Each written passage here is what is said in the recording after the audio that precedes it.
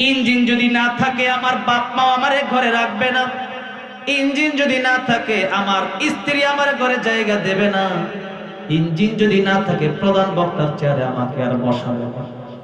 Engine যদি না থাকে সভাপতি থাকবে না। ইঞ্জিন না থাকলে এমপি থাকবে না। ইঞ্জিন যদি না থাকে মন্ত্রী থাকবে না। ইঞ্জিন যেদিন চলে যাবে আওয়ামী লীগ আপনার টানবে না, বিএনপি আপনার টানবে না। ইঞ্জিন যদি না থাকে, যে স্ত্রী ছাড়া আপনি ঘুমাতে পারেন না, স্ত্রী যদি বলেন একটা রাত আমার সাথে তুমি ঘুমাইও, জায়গা দেবে না। এই জন্যই তো মসজিদে যখন এলান করে মাইকিং করে মানুষের মৃত্যুর পর আজও তো মাইকিং করতেছিল। আমি থাকি তো ভোট বাজার, মানে আমার মসজিদের সকালেও আজকে একজন মারা গেল, মাইকিংটা করে হচ্ছে আব্দুর রহমান ইন্তেকাল করছে। ইন্তেকাল মানে আলেমরা জানে ইন্তেকাল শব্দের আরবি শব্দের অর্থ হচ্ছে এক জায়গা থেকে অন্য জায়গায় চলে যাওয়া। এটা হচ্ছে ইন্তেকাল শব্দের অর্থ। তার মানে নবী বললেন কবরে যাওয়ার পরে তোমরা যখন কবরে শোয়া দেওয়া হবে, এরপরে মানুষ দাফন করে 40 কদম যেতে যতক্ষণ সময় লাগে, এতক্ষণ সময়ের ভিতরে মুনকার নাকির চলে আসবে। এরপরে মুনকার নাকির প্রশ্ন করে মা রব্বুকা ওমান দীনুকা ওমান হাযার রাজুল আল্লাযী বুইসা ফীকুম, তোমার রবকে তোমার দিন কি, নবীর চিনো কিনা। এই যে প্রশ্নগুলো করা হবে, আর সে কবরের ভিতরে থেকে মানুষ যে কবরের উপর দিয়া কবরের সাইডে দিয়ে হাঁটা চলা করতেছে, ওই হাঁটা চলার শব্দ কবরের ভিতরে লোকটা থেকে শুনতে পাবে, এত কাছে। তার মানে আপনি যে চলে গেলেন একবারে শেষ হয়ে গেলেন না, না, আপনি যে কবরের ভিতরে চলে গেলেন আপনি কিন্তু কয়েক মিনিট পরেই মানুষের হাঁটার আওয়াজ শুনতে আবার পাবেন। এই জন্য ইন্তেকাল মানে এক জায়গা থেকে অপর জায়গায় চলে যাওয়া, গেল তো আমার আপনার রুহু। রুহু হলো ইঞ্জিন, আর এই দেহটা হলো ডাব্বা।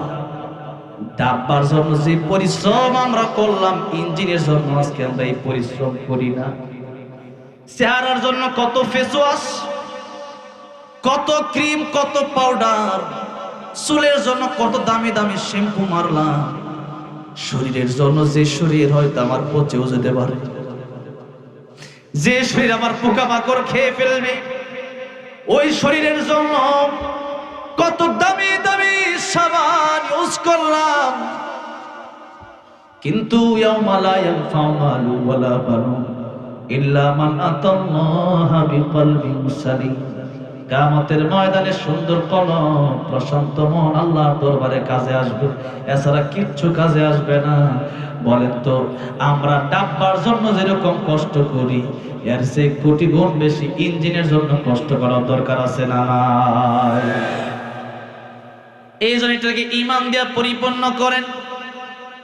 আজকে আমরা মানুষের চেহারা বড় সুন্দর, কিন্তু অন্তরটা হয়ে গেছে কালো। হযরতে বেলাল বড় কালো, তার অন্তরটা বড় ভালো। লোকমান হাকিম বড় কালো, তার অন্তরটা বড় ভালো। এবার আসেন আল্লাহ রাব্বুল আলামিন তো আর আমরা কাটবো আল্লাহর কসম, আল্লাহ কাটবে কার কসম? আল্লাহ কাটে মানুষের সাথে সম্পৃক্ত বড় গুরুত্বপূর্ণ দামি দামি জিনিসের কসম আল্লাহ কাটেন।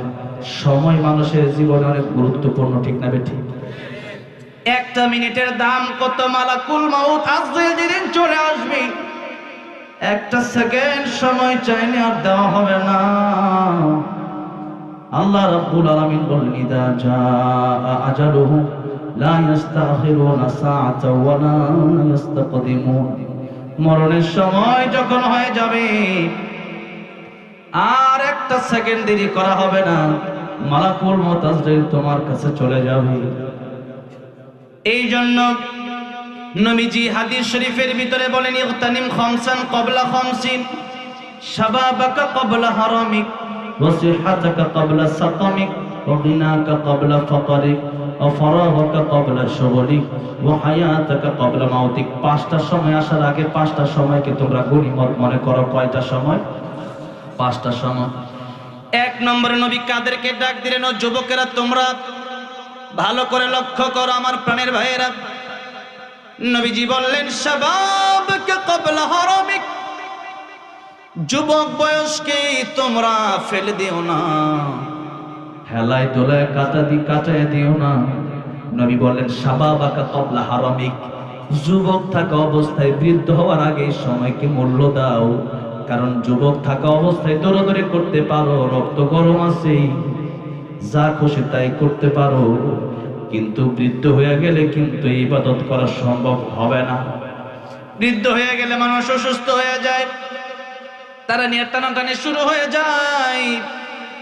শুধু তাই না, যুবকদের কথা যদি চিন্তা করেন, এখন তো মুরব্বী বাবাজিদের চাইতে বেশি যুবকরা মারা যাচ্ছে, ঠিক না ঠিক?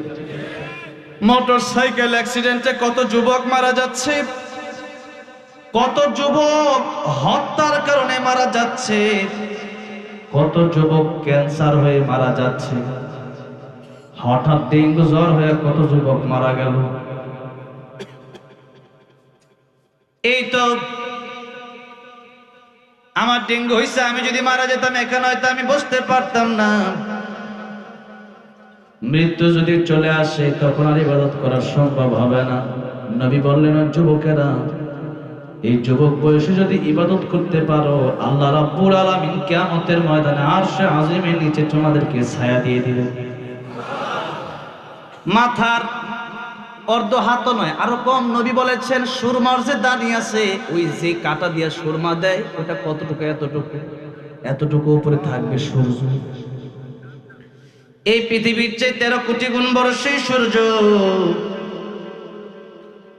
লক্ষ লক্ষ মাইল দূরে যে সূর্য, সেই সূর্য যেদিন থাকবে মাথার মাত্র 1 আঙ্গুল উপরে, আর নিচে থাকবে তামার জমিন, মাটি থাকবে না, পানি থাকবে না, সেদিন কি অবস্থা হবে? সেদিন যুবক বয়সে যারা ইবাদত করবে, এদেরকে আল্লাহ আরশে আজিমের নিচে ছায়া দিয়ে দিবে।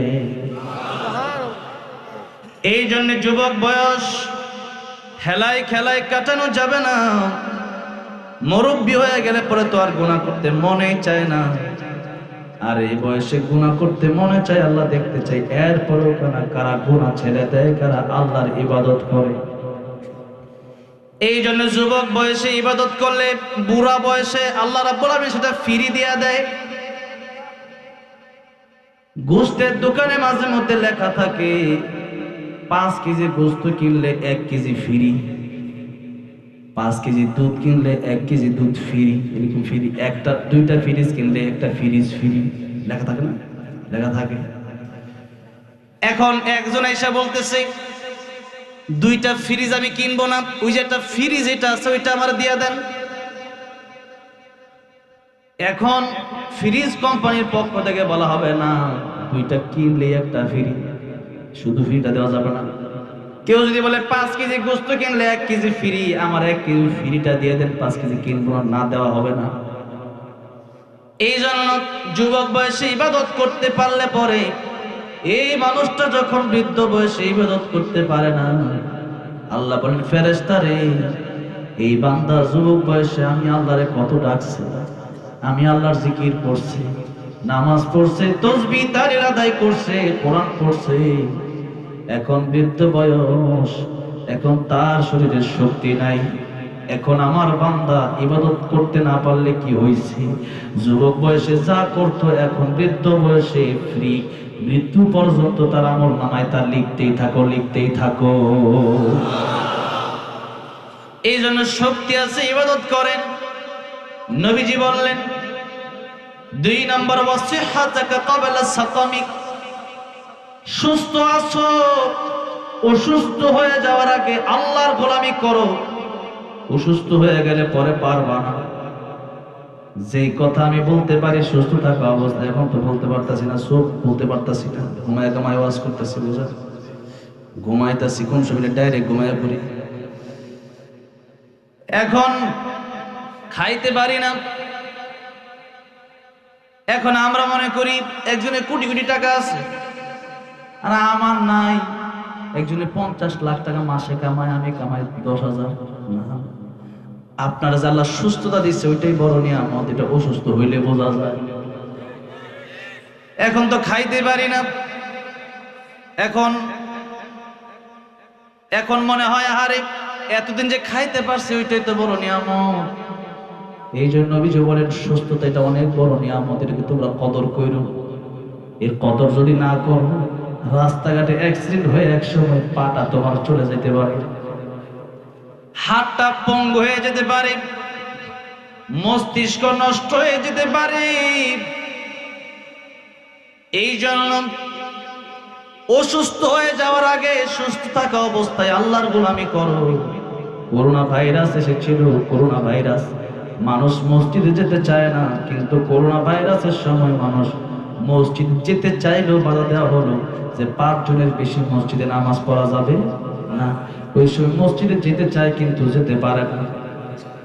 এই জন্য সময় থাকাকালীন গুরুত্ব দেওয়ার জন্য নবীজি বললেন সুস্থ আছো মসজিদে যাও, ফজরের সময় ঘুমায়ও না,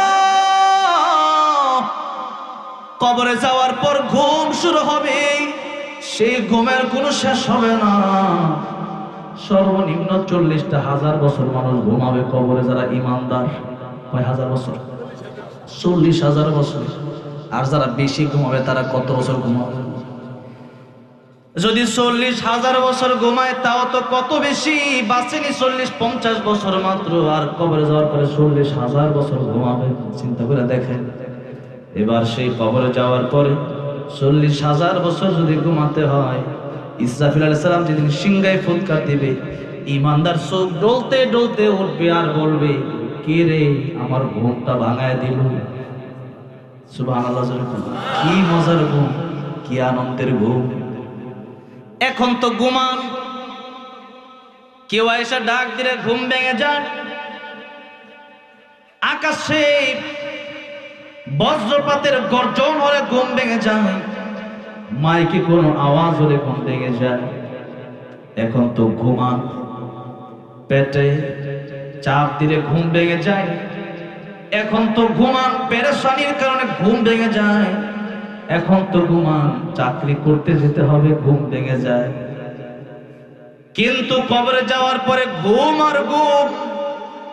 ওই যে উঠবেন কিয়ামতের কঠিন ময়দানে, এত লম্বা ঘুমের সুযোগ তারাই পাবে যারা দুনিয়াতে ঘুমাইছে কম, আমার আল্লাহর সময় দিছে বেশি। তাহলে কি মনে করেন 40 বছর ঘুমের দরকার না 40,000 বছর ঘুমের দরকার? ওই 40,000 বছর ঘুমায়েন, ওইটা আমাদের দরকার। তাহলে কি মনে করেন 40 বছর আরামায়েশের দরকার, নাকি যেই জীবনে আরামায়েশ শুরু হবে তার শেষটাই ওই জান্নাতের আরামায়েশ দরকার? কোনটা দরকার? না, আল্লাহ বললেন ফামান যুহজিহা আনিন নারি ওয়া উদখিলাল জান্নাতা ফাকাদ ফাজ ওয়া মাল হায়াতুদ দুনিয়া ইল্লা মাতাউল গুরুর। জাহান্নাম থেকে যে ব্যক্তি বেঁচে জান্নাতে যেতে পারবে তার চেয়ে সফল কাম আর কেউ হতে পারবে না। আমার ভাইরা, আমার মুরব্বি বাবাজিরা, এই জন্য কবরের চিন্তা করেন, হাসরের চিন্তা করেন। নবীজি বলেন দুনিয়া মাজরাতুল আখিরাহ, এই দুনিয়া তোমাদের পরকালের কর্মক্ষেত, যে গাছ লাগাইবা পরকালে তোমরা তাই পাবা।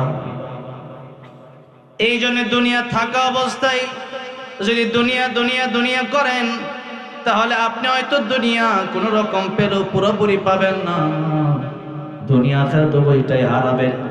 কিন্তু আল্লাহর কসম, একবার, দুইবার, তিনবার, শতবার, হাজারবার করে বলতে পারি, আপনি কোরআন মেনে নেন, আপনি নামাজে চলে যান, আপনি ইসলাম মেনে নেন, আপনি আল্লাহর কোরআনের বিধানগুলো মেনে নেন, খোদার কসম করে বলছি দুনিয়াতেও শান্তি, পরকালে চিরমুক্তি আল্লাহ আপনারা দিয়ে দিবে।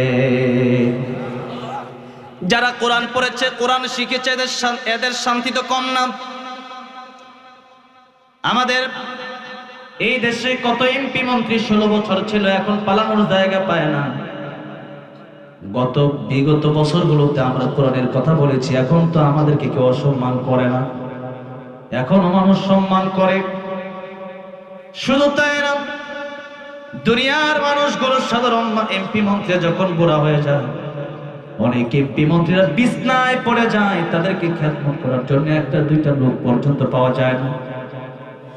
আর আল্লামা আহমদ শফী, আল্লামা জুনায়েদ বাবনগরী, আরো যত বুজুর্গানে কেরাম ছিলেন এই পৃথিবী থেকে চলে গেলেন।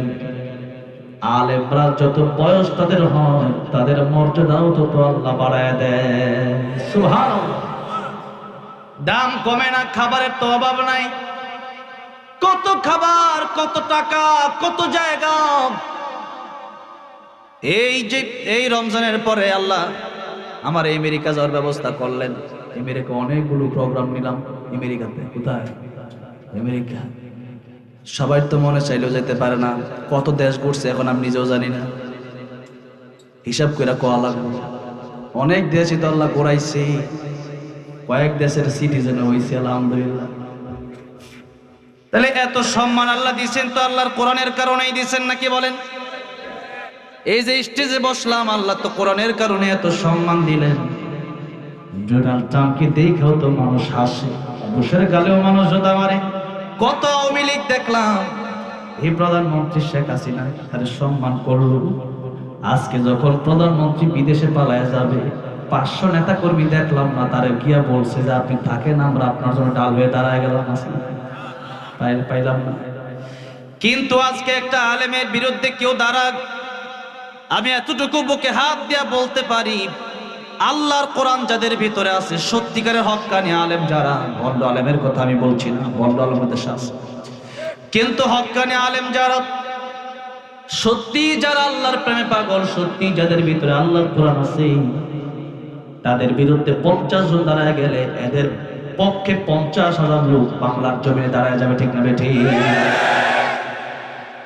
আমার ভাইরা, আমার মুসলমান ভাইরা, আমার মুরব্বী বাবাজিরা, আল্লাহ মামুনুল হক সাহেবকে যখন পুলিশ ধরতে গিয়েছিল সোনারগাঁওয়ের ছুটে গেট ভেঙে ফেলেছিল মানুষ। হ্যাঁ, ঠিক না বেঠিক? আল্লামা সাইদি মারা গেল। আল্লামা সাইদি রহমাতুল্লাহ আলাইহি মারা যাওয়ার পরে জালেমরা দেখলো এত ভালোবাসে তারে মানুষ, এই ভালোবাসার কারণে বাইতুল মুকাররম জানাজা পড়তে দিলে মনে হয় কি জানি হয়ে যাবে বাংলাদেশ, জানাজাও পড়তে দেওয়া হলো না। ঠিক না বেঠিক? আলেমদেরকে তো মানুষ এখনো ভালোবাসে, আগেও ভালোবাসে, বয়স হয়ে গেলেও ভালোবাসে, পৃথিবী থেকে চলে যাওয়ার পরেও মানুষ ভালোবাসে।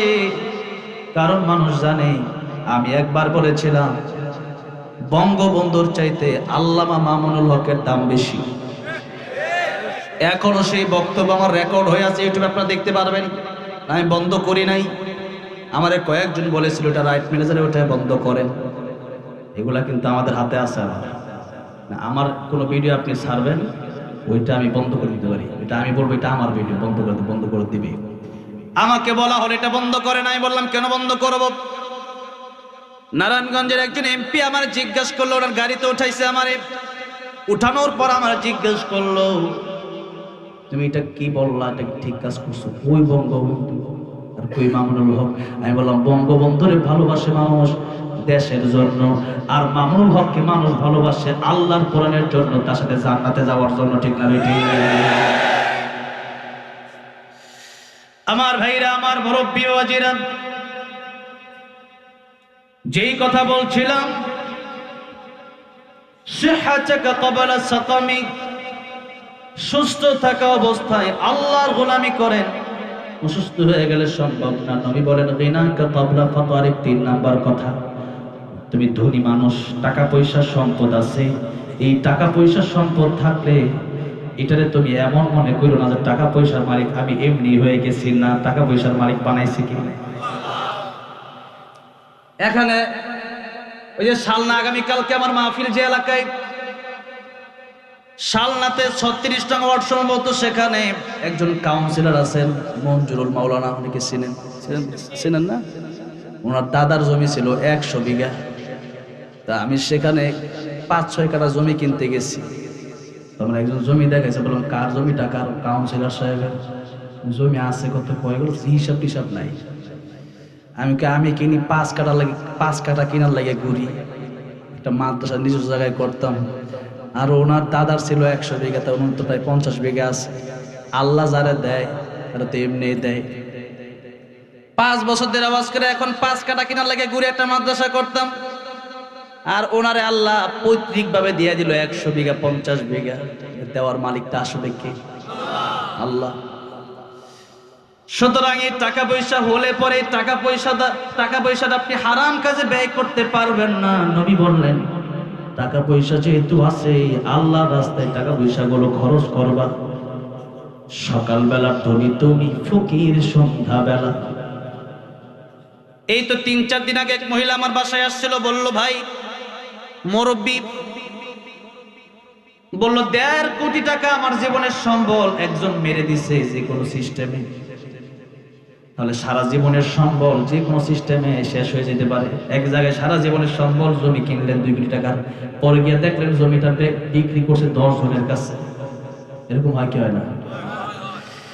আমার ভাইরা, আমার মুরব্বী বাবাজিরা, সারা জীবনের সম্বল শেষ হতে সময় লাগবে না।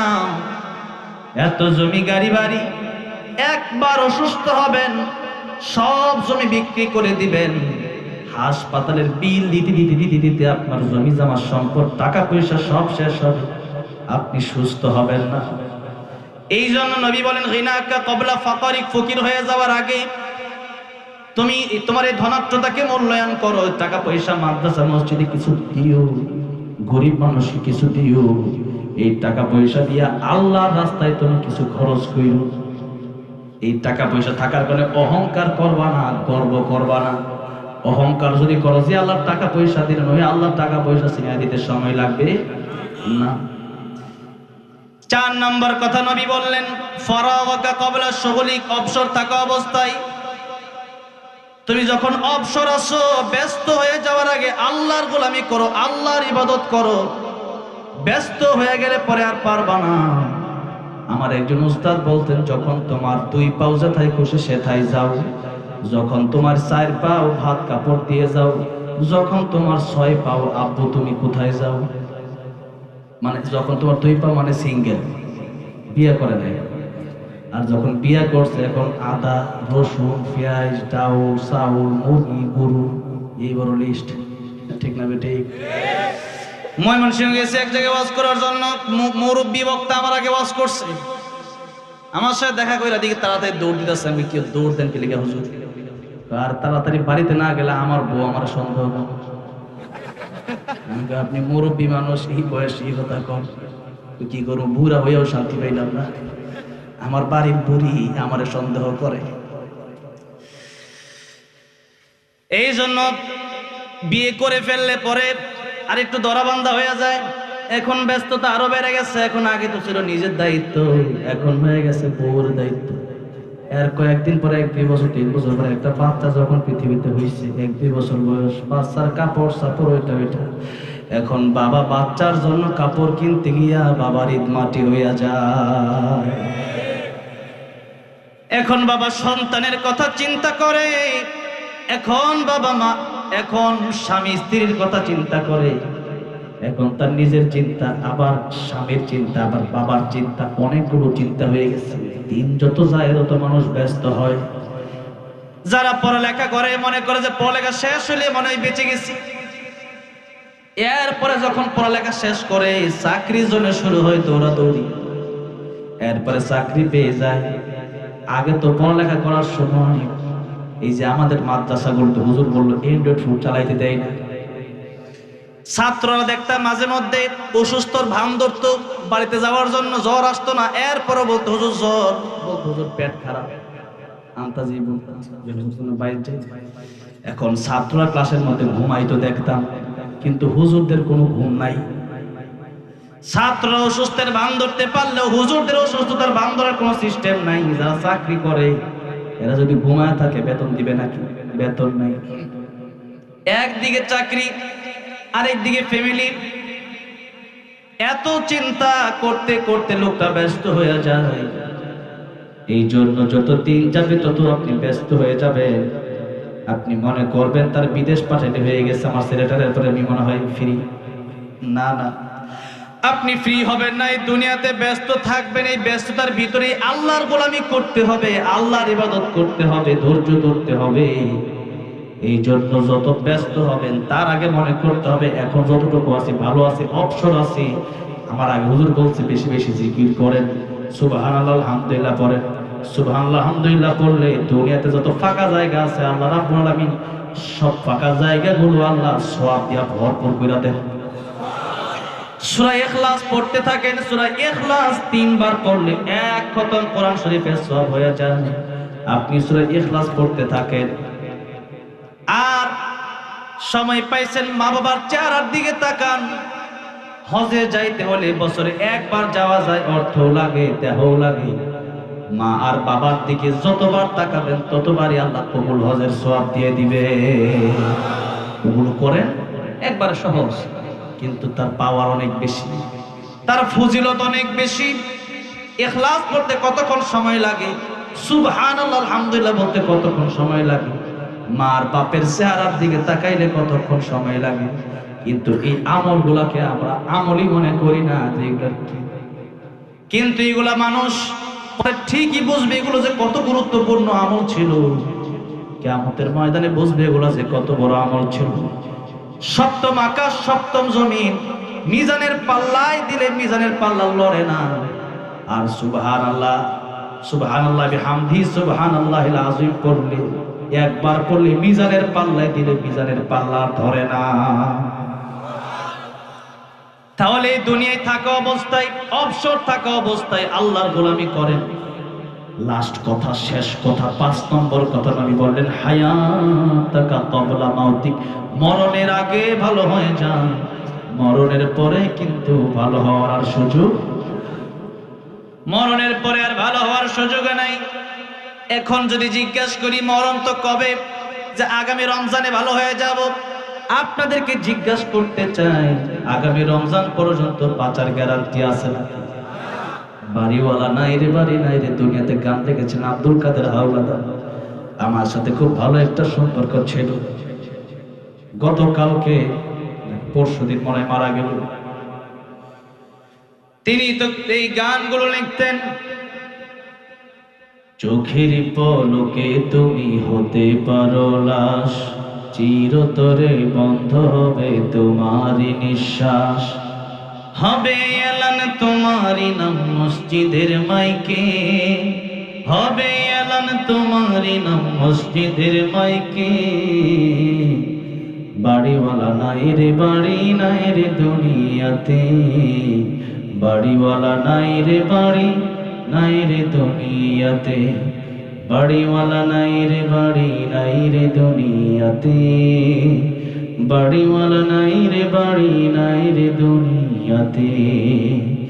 তোমার ভয়ে থাকতো মানুষ ছিল বাহাদুরি, ভাবনি হাওয়ায় ওরা তুমি যে রঙিন ঘড়ি, 70 টান দিলে মালিক, ও 70 টান দিলে মালিক পারবে না থাকিতে, বাড়িওয়ালা নাই রে, বাড়ি নাই রে দুনিয়াতে, বাড়িওয়ালা নাই রে, বাড়ি নাই রে দুনিয়াতে। সেই গান লিখেছেন আব্দুল কাদের হাওলাদার। চলে গেলেন, স্ট্রোক করে পৃথিবী থেকে চলে গেলেন। অনেক ভালো মানুষ ছিলেন তিনি। মাসে দেখা হইলে আমারে বলতো যে 2000 টাকা আছে, আমি তারা দিতাম। অনেক মহব্বত করতো আমারে। আল্লাহ জান্নাত নসিব করে দেন, বলেন আমিন। ফিরোজ শাহ গান গাচ্ছিল স্টেজের ভিতরে, 1 মিনিটের নাই ভরসা, সঙ্গ হবে রং তামাশা, দম ফুরাইলে বন্ধু চক্ষু বুঝিলে। গান গাইতে গাইতে স্টেজের ভিতরেই তার মরণ হয়ে গেল। মাইকটা ছুটে গেল হাত থেকে। আমি মিরপুর শহীদ বুদ্ধিজীবীতে আমাকে দাওয়াত করা হয়েছিল বুদ্ধিজীবীর মাঠে মিরপুরে। মাগরিবের পরে আমার বয়ান, আসরের পরে গেলাম বুদ্ধিজীবীদের কবর জিয়ারত করার জন্য। আমি কবর জিয়ারত করতে করতে তার কবরটা দেখলাম, তখন মনে হয়ে গেল আমার সেই কথা। স্টেজের ভিতরেই মরণ হয়ে গেল। বুকের মাঝে হাত দেওয়া হলো, দেখতেছে আর রুহ নড়ে না। আর ভিতরে রুহ যদি না থাকে, খালি ডাব্বার কোনো দামার দাম নাই। এই জন্য আরেকজন বলছেন, ইঞ্জিনটা চইলা গেলে হাইরে হাইরে হায়, ডাব্বাটা পয়রা রইবে এই যে দুনিয়ায়। ইঞ্জিন যদি না থাকে আমার বাপ মা আমারে ঘরে রাখবে না। ইঞ্জিন যদি না থাকে আমার স্ত্রী আমার ঘরে জায়গা দেবে না। ইঞ্জিন যদি না থাকে প্রধান বক্তার চেয়ারে আমাকে আর বসাবে না। ইঞ্জিন যদি না থাকে সভাপতি থাকবে না। ইঞ্জিন না থাকলে এমপি থাকবে না। ইঞ্জিন যদি না থাকে মন্ত্রী থাকবে না। ইঞ্জিন যেদিন চলে যাবে আওয়ামী লীগ আপনার টানবে না, বিএনপি আপনার টানবে না। ইঞ্জিন যদি না থাকে, যে স্ত্রী ছাড়া আপনি ঘুমাতে পারেন, স্ত্রী যদি বলেন একটা রাত আমার সাথে তুমি ঘুমাইও, জায়গা দেবে না। এই জন্যই তো মসজিদে যখন এলান করে মাইকিং করে মানুষের মৃত্যুর পর আজও তো মাইকিং করতেছিল। আমি থাকি তো বুট বাজার, মানে আমার মসজিদের সকালেও আজকে একজন মারা গেল, মাইকিংটা করে হচ্ছে আব্দুর রহমান ইন্তেকাল করছে।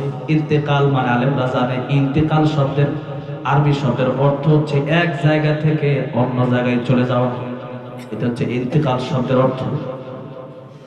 তার মানে নবী বললেন কবরে যাওয়ার পরে তোমরা যখন কবরে শোয়া দেওয়া হবে, এরপরে মানুষ দাফন করে 40 কদম যেতে যতক্ষণ সময় লাগে, এতক্ষণ সময়ের ভিতরে মুনকার নাকির চলে আসবে। এরপরে মুনকার নাকির প্রশ্ন করে মা রব্বুকা ওমান দীনুকা ওমান হাযার রাজুল আল্লাযী বুইসা ফীকুম, তোমার রবকে তোমার দিন কি, নবীর চিনো কিনা।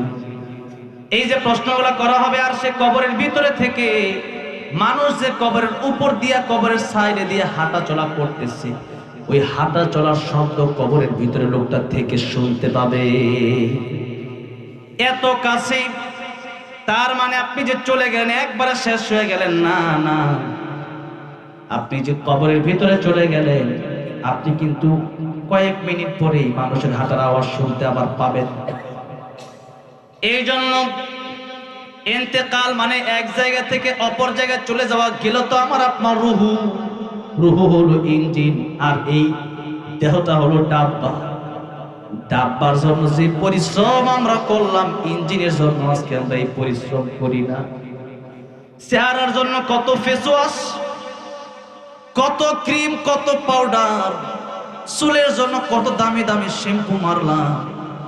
শরীরের জন্য যে শরীর হয়তো আমার পচেও যেতে পারে, যে শরীর আমার পোকামাকড় খেয়ে ফেলবে, ওই শরীরের জন্য কত দামি দামি সাবান ইউজ করলাম। কিন্তু ইয়াউমা লা ইয়ানফাউ মালু ওয়ালা বানুন ইল্লা মান আতাল্লাহা বিকলবিন সালিম। কিয়ামতের ময়দানে সুন্দর কলম, প্রশান্ত মন আল্লাহর দরবারে কাজে আসবে, এছাড়া কিচ্ছু কাজে আসবে না। বলেন তো, আমরা ডাব্বার জন্য যেরকম কষ্ট করি, এর চেয়ে কোটি গুণ বেশি ইঞ্জিনের জন্য কষ্ট করার দরকার আছে না নাই? এই জন্য এটাকে ঈমান দিয়ে পরিপূর্ণ করেন। আজকে আমরা মানুষের চেহারা বড় সুন্দর, কিন্তু অন্তরটা হয়ে গেছে কালো। হযরতে বেলাল বড় কালো, তার অন্তরটা বড় ভালো। লোকমান হাকিম বড় কালো, তার অন্তরটা বড় ভালো। লম্বা চূড়া আলোচনা সেদিকে আমি যাব না। তাহলে 5টা কথা আমি বললাম। নবী বললেন 5 সময়ের আগে 5টা সময়কে তোমরা গনিমত মনে করো। 1 নম্বর কি বললেন? শাবাবাকা ক্বাবলা হারামিক। 1 নম্বর যুবক বয়স থাকা অবস্থায় মৃত্যু হয়ে যাওয়ার আগে আল্লাহর ইবাদত করো, মৃত্যু হয়ে গেলে পারবা।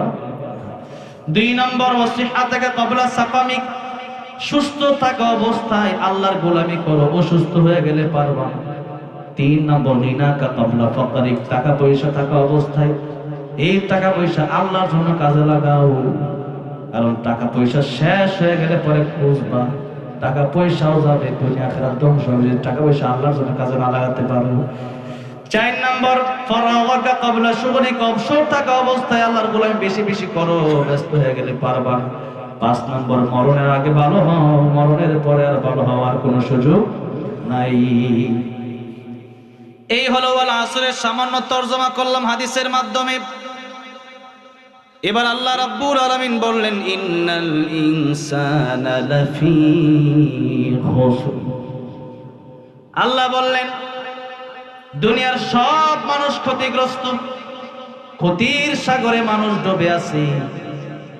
সাগরের ভিতরে যদি কেউ মনে করেন ডুবে গেছে, আমি কি বললাম? সাগরের মধ্যে ভাসছেন না সাগরের ভিতরে ডুবে আছেন?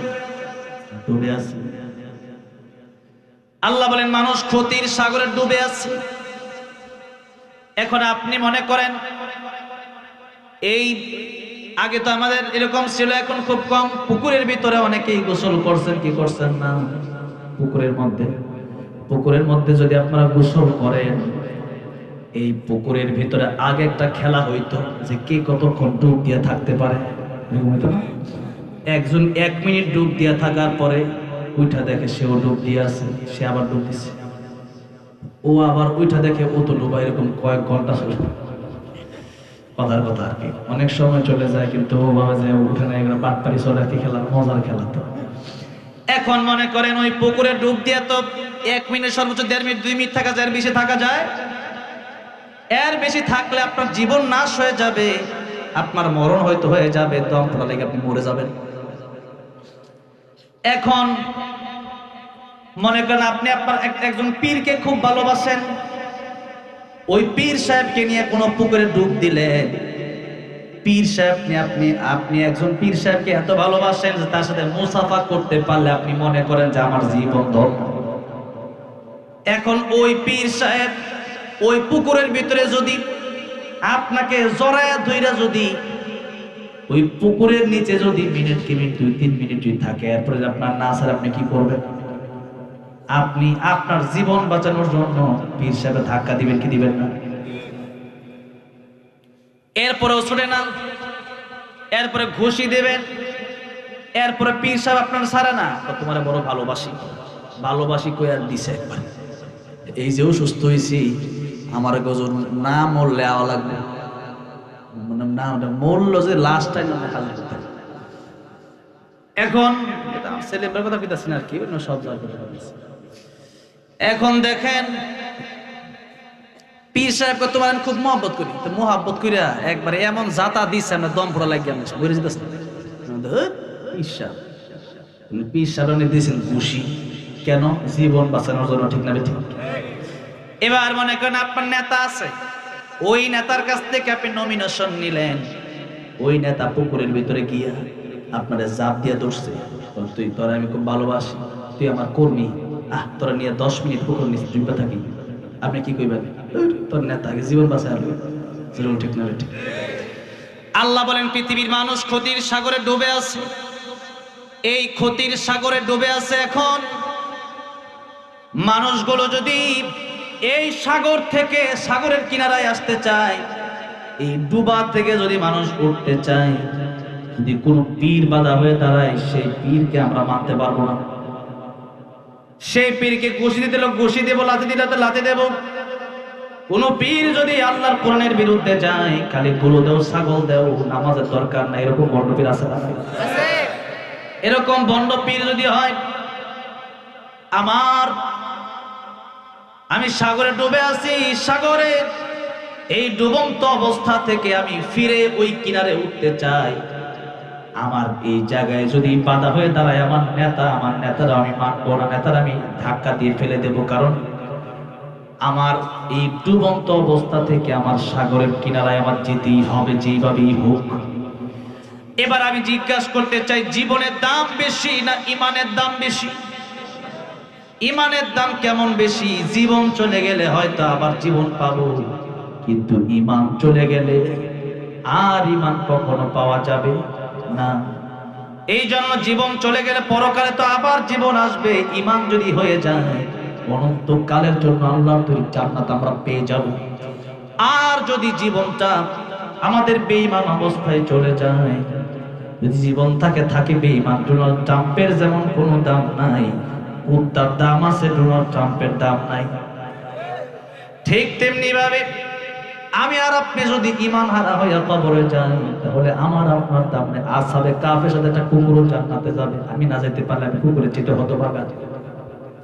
এবার আসেন, আমার জীবন বাঁচানোর জন্য যদি আমার নেতা, আমার পীর বাধা হয়ে দাঁড়ায়, আমি যদি তারে পুকুরের মাঝখানে যদি তারে আমি লাথি ঘুষি দিয়া যদি কিনারায় উঠতে চাই যে তোমার সাথে আমি পানির ভিতরে থাকবো না, আমার জীবনের দাম বেশি, তোমার নেতা তোমার পীরের দাম নাই।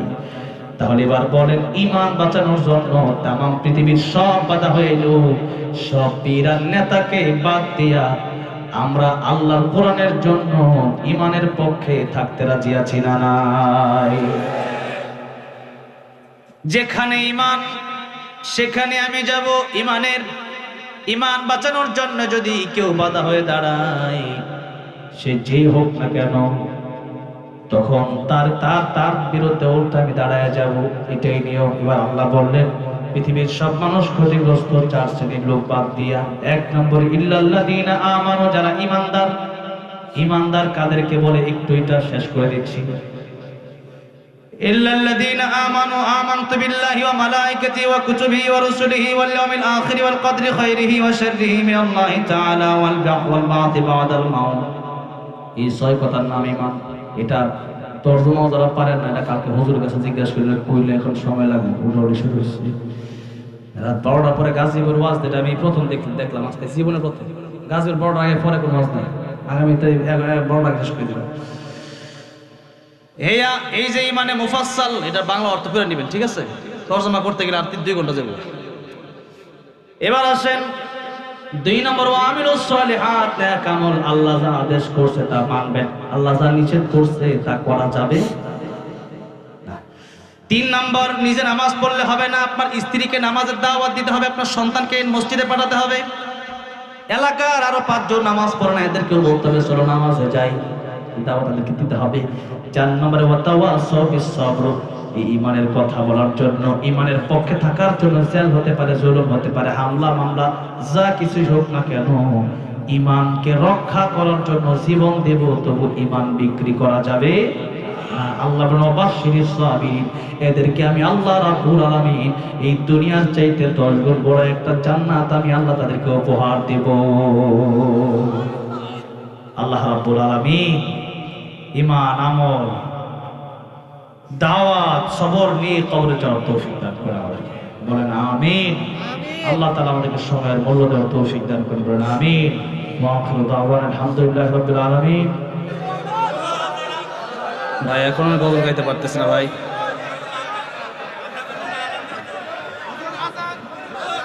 গজল গলা তো আপনি আযান দিয়ে দেন শেষ না ভাই, এখন আর এত আযান দিয়ে দেন। আগামী বছর মাহফিলের ডেট মদিনাতুল উলুম মাদ্রাসা গাজীপুরের ৭৪ বার্ষিক ওয়াজ মাহফিল 13 নভেম্বর। 13 নভেম্বর আপনারা আসবেন ইনশাআল্লাহ। আর আমি 19 ডিসেম্বর ইনশাআল্লাহ দিগির সালাবি হারুন রশিদ জালালাবাদী সাহেব এখানে আসছেন, দাওয়াত দিয়েছেন, মাহফিল আপনাদেরকে দাওয়াত দিয়ে গেলাম। এখন মোনাজাত হবে, আর কোনো গজল আজান দিতে পারবো না ভাই, এটা একটা আজানের সময়। اللهم صل على محمد وعلى آل محمد كما صليت على إبراهيم وعلى آل إبراهيم إنك حميد مجيد. اللهم بارك على محمد وعلى آل محمد كما باركت على إبراهيم وعلى آل إبراهيم إنك حميد مجيد. অনেকে দোয়া চাইছে, এই মাদ্রাসার জন্য আপনারা দোয়া করেন।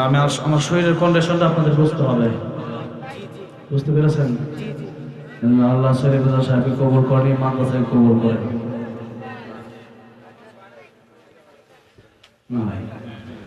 আল্লাহুম্মা আমিন। ربنا ظلمنا أنفسنا وإن لم تغفر لنا وترحمنا لنكونن من الخاسرين. رب ارحمهما كما ربياني صغيرا. رب ارحمهما كما ربياني صغيرا. أي الله رب العالمين মেহেরবান, ইয়া আরহামার রাহিমিন, ইয়া রাব্বাল আলামিন। তাকায় দেখো গভীর রজনীতে, আয় আল্লাহ, মানুষের দরওয়াজাগুলো বন্ধ হয়ে গেছে, তোমার রহমতের দরওয়াজা তুমি খুইলা দিছো। আয় আল্লাহ রাব্বুল আলামিন, ডেঙ্গু জ্বরে আক্রান্ত হয়ে যতগুলো কথা বললাম, আল্লাহ রাব্বুল আলামিন তা আমাদেরকে আমল করার তৌফিক দিয়ে দিন, আমিন। আয় আল্লাহ রাব্বুল আলামিন, যারা অসুস্থ আল্লাহ তুমি শিফা কামেলা যারা আমাদেরকে দান করো। আল্লাহ রাব্বুল আলামিন, তুমি ডাক্তারের ডাক্তার, তুমি রাজার রাজা, তুমি বাদশার বাদশা, তুমি মহারাজের মহারাজ। আল্লাহ রাব্বুল আলামিন মেহেরবানি করে তুমি আমাদের শিফা কামেলা যারা দান করো। আল্লাহ রাব্বুল আলামিন, যারা আমরা হাতগুলো বাড়িয়ে দিলাম, জীবনে এমন কোনো গুনাহ নাই যে গুনাহ আমরা করি নাই, মেহেরবানি করে আমাদের জিন্দেগির গুনাহগুলি তুমি মাফ করে দাও। আল্লাহ, এখানে যাদের মা বাবা জনম দুঃখিনী অন্ধকার কবর দেশে চলে গেছে, প্রত্যেকের কবর গুলা তুমি জান্নাতের বাগান বানায়া দাও। আল্লাহ রাব্বুল আলামিন, যাদের দাদা দাদি নানা নানি শ্বশুর শাশুড়ি আত্মীয় স্বজন বন্ধু বান্ধব পাড়া প্রতিবেশী অন্ধকার কবরে, প্রত্যেকের কবর গুলা জান্নাতের বাগান তুমি বানায়া দাও। আল্লাহ রাব্বুল আলামিন, তামাম পৃথিবীর যত মুসলিম নরনারী কবর দেশে শায়িত, প্রত্যেকের কবর গুলা তুমি জান্নাতের বাগান বানায়া দাও।